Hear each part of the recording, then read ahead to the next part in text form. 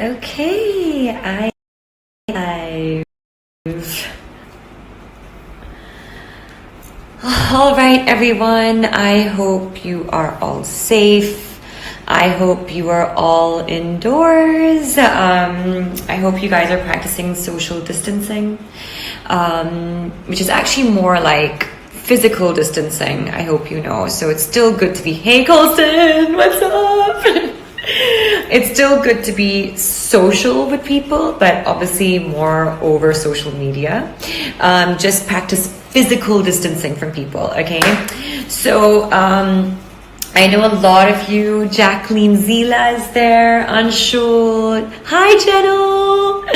Okay, I'm so happy you're all here on my live today. Hey, Rosie. I hope all of you are okay. Uday, what's up? All the way from Dubai. Oh, I look like a Ginda Fu. Thank you so much. Trying my best to keep my sanity. Staying indoors. Hi, Kushi. I know it's difficult for a lot of people. It's frustrating for a lot of people to be at home. But from home, we need to see what all we can do to help. And I know a lot of you would probably like to also get some information about what's going on and to see if maybe, you know, you can play a part in helping people and supporting. But of course, information is key. Information is most important so that you know in which way you can support. So I'm actually going to be joined today by an amazing organization called Action Against Hunger. And today we have Mr. Dennis with us. Okay, so Dennis Maitzer is actually, he's based in France right now. And he is a founding member of Action Against Hunger. So he's going to be joining us on the live today. He has been initiating the creation of ACF India and still acts as its advisory committee chairman. So waiting for Dennis to send me across a request. As soon as he does, I will be inviting him to the live, and he's going to be giving us a lot of updates on, where is he? I don't see him. Ooh, okay, I see a bunch of requests here. Ooh, wait, let me see. Yikes. No. Oh, there are questions. Okay, we'll be taking your questions as well, so send them over as soon as you want to, as soon as you can. Okay, where are my... Wow, so many people have sent requests. I wish... Okay, there we go. Action Against Hunger, India. There you are. Okay. So, looking at some of your questions. Stay home, stay safe, Manish Shetty. I completely agree with you. And there's a reason why we need to be supporting the government on what they're telling us, because we need to stop this pandemic in its tracks.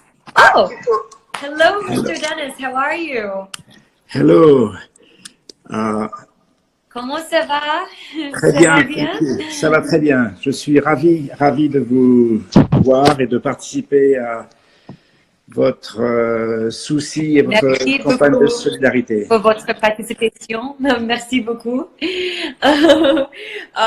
So we have quite a lot of people who have joined this live chat right now, Dennis, and there is going to be a lot of questions, and you know, people are a little bit confused about what's going on, and we're doing our best. I know a lot of people are doing their best. They're sitting at home right now, you know, trying as much as we can to do our part.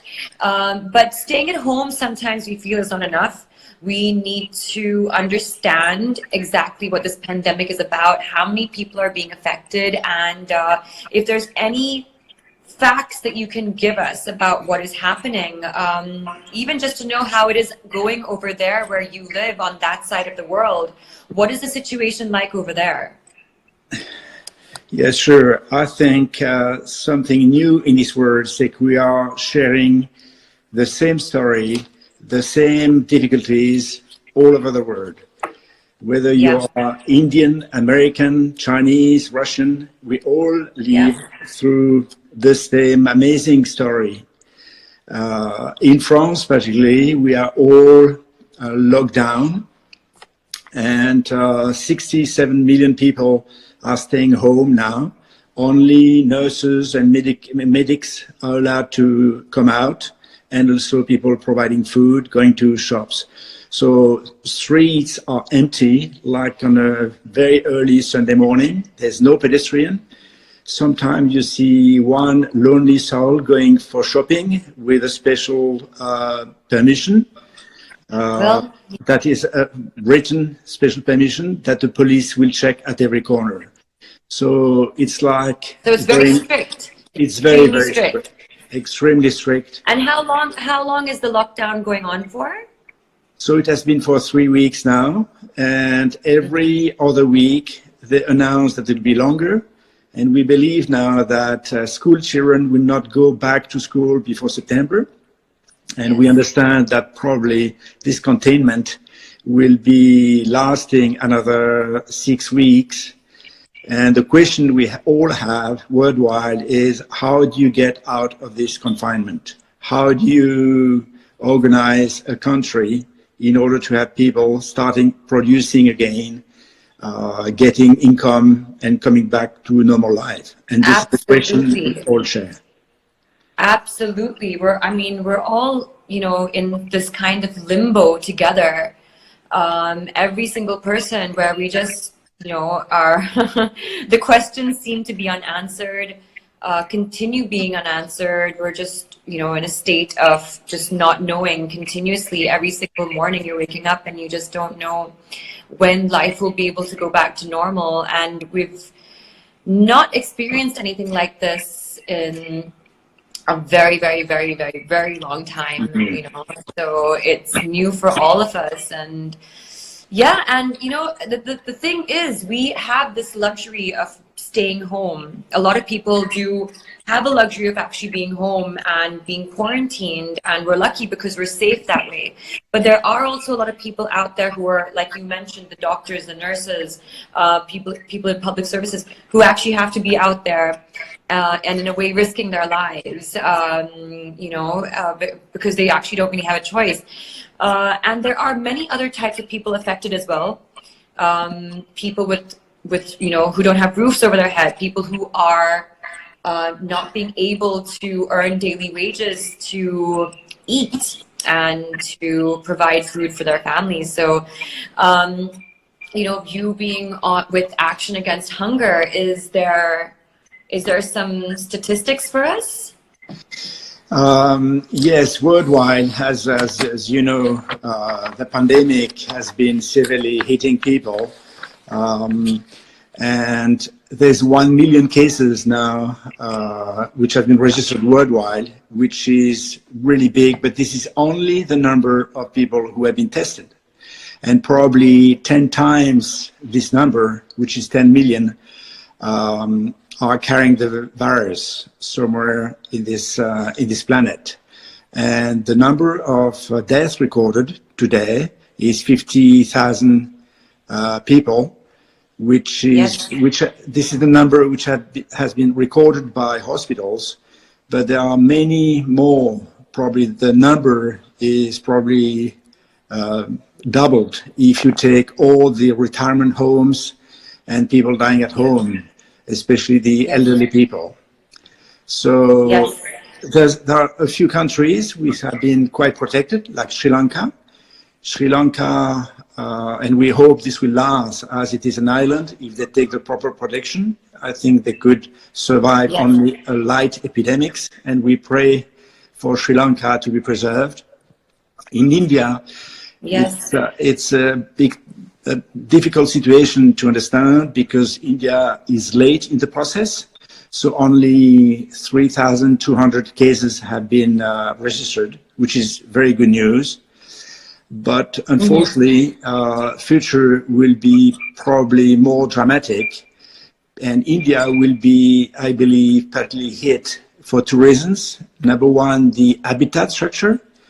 A lot of people live in high density homes, And Yes. second reasons, the family structure, not only the habitat structure, but the family structure, where three generations live together most of the time, and the young people bringing the disease home and the elderly suffering could be really a drama for some people in India. So those are the two main, yeah, those are two huge issues actually that we're facing over here. Wow. Yeah, I mean, and even the hunger issue though as well.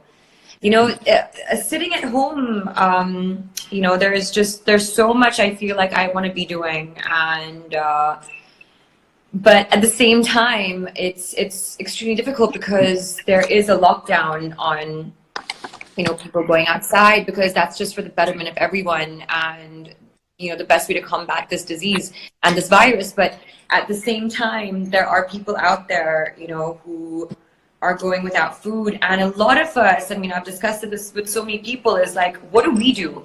We're sitting at home, and we genuinely actually don't really know in what way we could be of service or in what way we can be of help. And it'd be interesting if you could shed some light, because I can see that you guys are doing so much work when it comes to the hunger situation that we're having over here, the lack of food and, you know, supplies and stuff to people. So is there a way that we can, you know, from sitting from our homes, is there a way that we can actually be a part of helping and supporting people? Well, for sure. It is true that the COVID will hit the most vulnerable people first. Unfortunately, we are not equal in front of this pandemic. And that's why we need to all bear a sense of solidarity.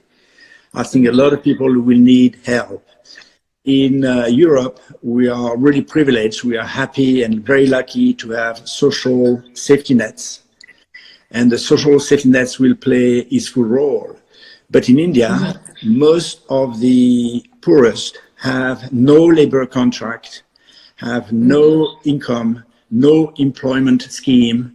So therefore, from one day to another, by being locked down at home, they will lose their income. Yes, And yeah.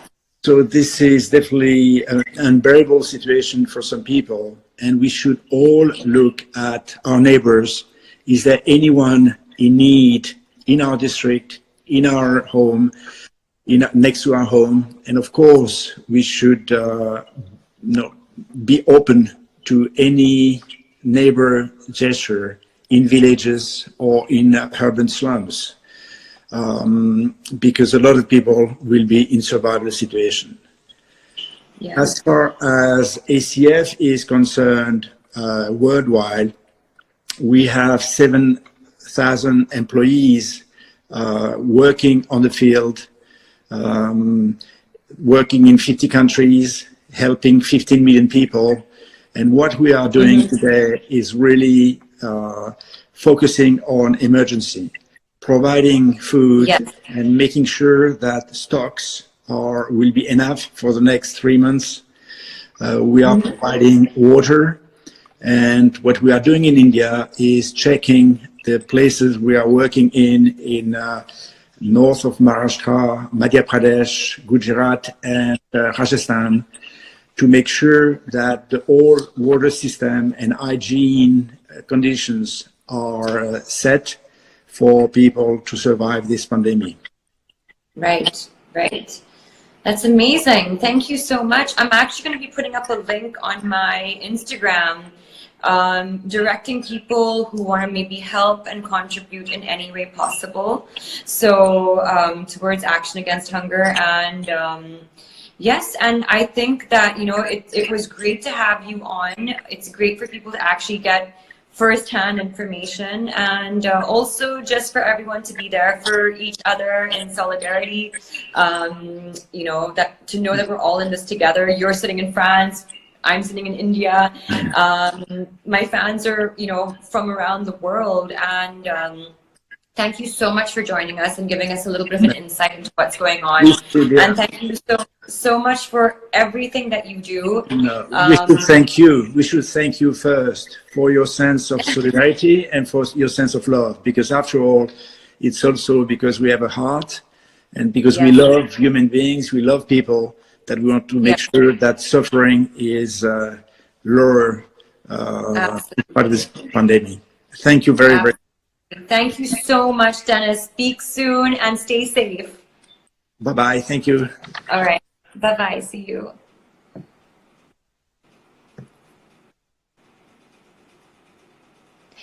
Okay, so guys, I hope that was insightful for all of you.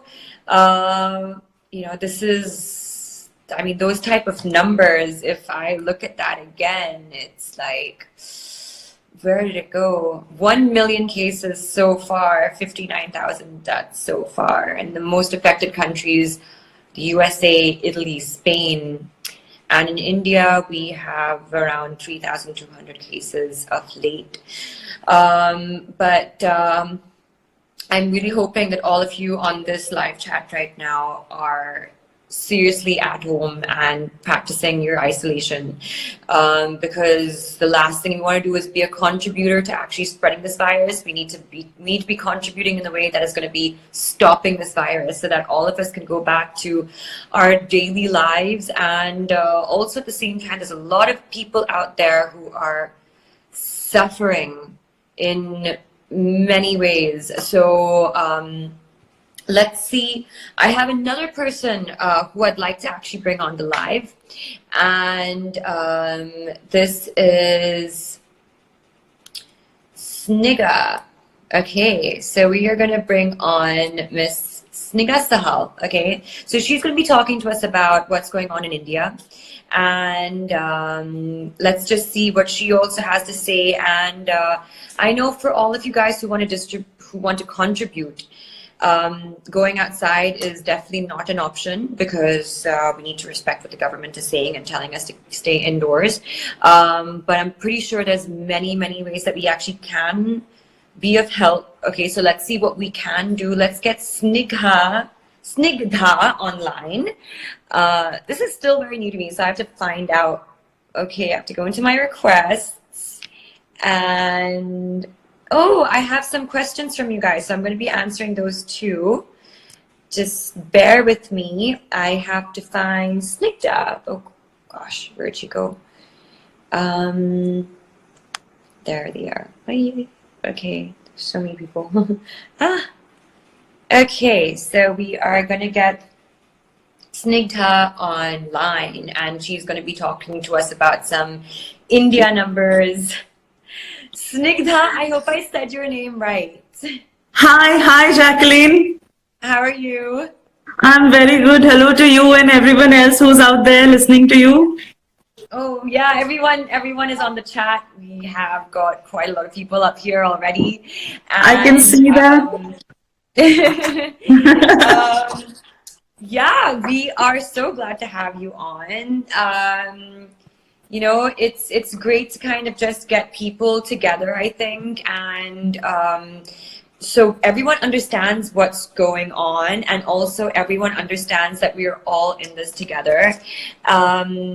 I definitely don't know. Like, I'm in quarantine right now, and I'm going like absolutely crazy, because what's frustrating me the most right now is I don't know what I can actually do in order to help. I mean, like, of course there's donations going out, there's like certain groups that are, calling for help, but I just feel so, I feel like I need to be doing more. I feel like I need to be on the ground, out there, helping people, volunteering, putting, but of course, like, you're confined. Like in any other situation, I probably would be. I would be out there, and I can see the type of suffering that people are going through.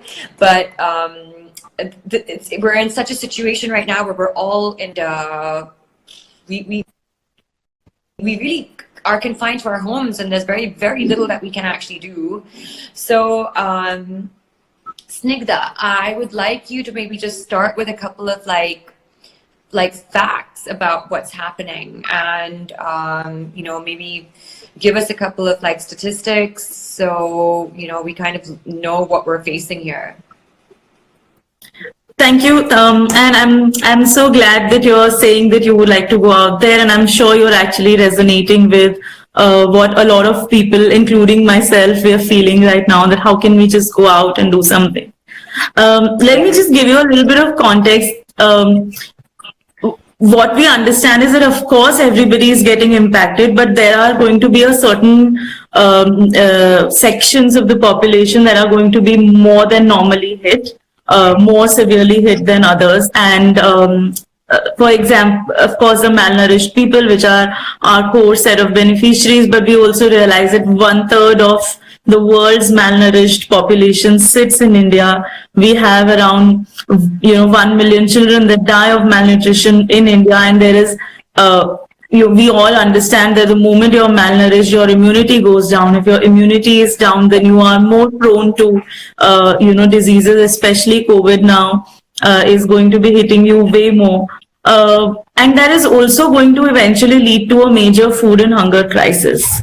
And that is something that we are seeing around the corner. That is going to happen. I think, of course, we can, everyone can donate, and everyone can participate in, in conversations like this. But what you are doing and what we are trying to do is actually tell people that there are many ways in which you can actually collaborate. Spreading the word for, of course, what government is saying, stay in, help everyone else by staying in, but also by realizing that it is not going to end anytime soon, and maybe we will all recover sooner, but there are going to be people who are going to not be able to recover for months to come. So for us right now, that is what our appeal is. That is what we are asking right now, is that how can your viewers and get inspired by what you're doing, understand what we are trying to do some kind of a beautiful collaboration, and be a part of this journey that many of us want to be. What we are trying to do right now is look at an immediate need, and the immediate need is protection for our people. We have around 200 people which are on field staff. We are also wanting to also protect them. We have frontline health workers who we normally are our core first point contacts. How do we get sent the sanitizers, the masks to them, and eventually how do we reach out to our pregnant women, mothers of little children who do not know whether there will be food for next 2 months lasting them or not. How do we reach out to them? Those are our current needs. That is what we're working on right now, to assimilate as many sources as possible to get this together and to get it out. Thank you so much for actually doing this for us. No, it's amazing. That sounds like a tough task. Like, it sounds like a lot of work. Like, I think we're almost forgetting how many types of like people are being affected by this. When you had mentioned the pregnant women, I mean, that is,